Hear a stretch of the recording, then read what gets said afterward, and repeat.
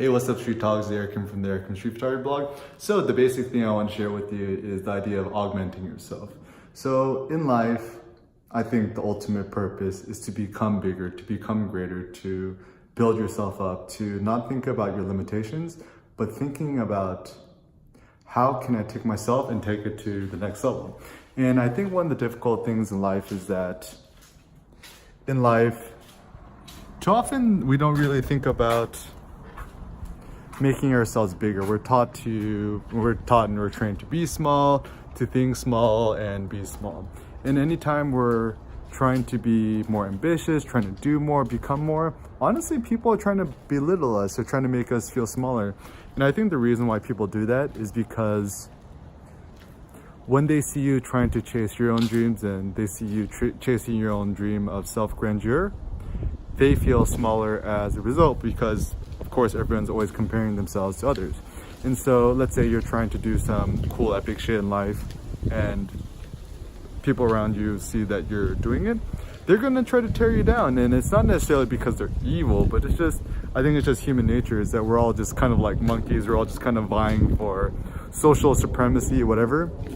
And the idea of self-augmentation is to build up your strength. It means to build up your muscles, it means to build up your intellect, and essentially to build up your own personal power. And I think the biggest issue with self-augmentation is that most of us, we've had societal influences, we've had religious influences, and our parents and the way we were raised. We were not trained to be free thinkers. We're not trained to take more risky options in life. We're not trained to think for ourselves. We're not trained to value ourselves and to be self-confident in ourselves. And it's actually a sad reality.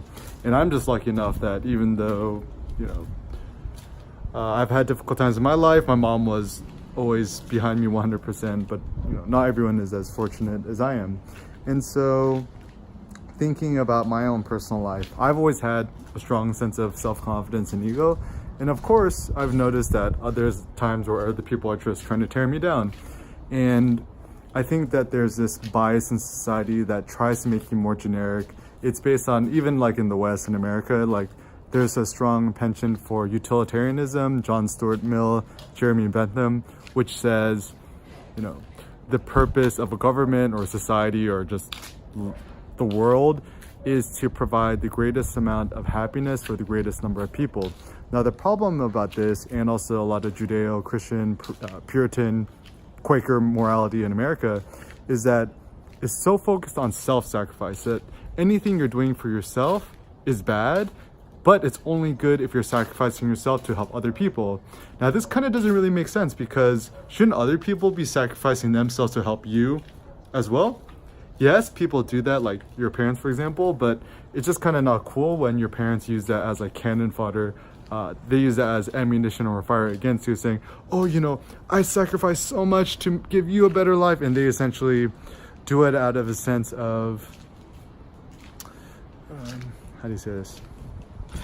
They use it as a way to justify their existence that is maybe more based on spite than actually genuine love, because I do think that ultimately in life we need harmony, right? We need both the selfish and the selfless.